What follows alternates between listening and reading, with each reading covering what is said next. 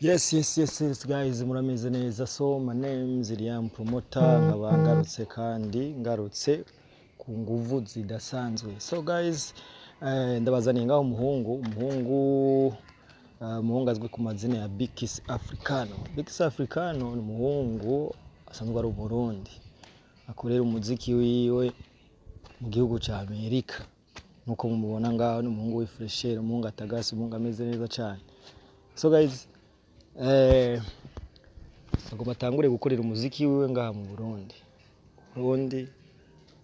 Asaba abarundi bose ko mwomushigikira, ko mwomukomeza, ko mwomugeza abandi mwabagejeje. So nkuko mubibona ni umuhungu afise talent. Ndaza gushira indirimbo yiwe muri comment, mwumvirize ngene imeze. Akaba rero amaze iminsi ariko aritegurira kuza mu gihugu cacu c'u Burundi, aho bivuga ko neza mu kwezi k'umunani azoba yadushwaye. So nkuko bigaragara tanguye kurondera inkumi nziza yoba yarabunyoye muri industry 2-5 ona ubundi twahisemwo kumuzanira Monia Frere. Turabaza nk'abafana b'umuziki ndundi, Bikis Africano gukorana na Monia Frere, mubona ari diri nziza, mubona ari shwa nziza, canke tumuhe uwundi?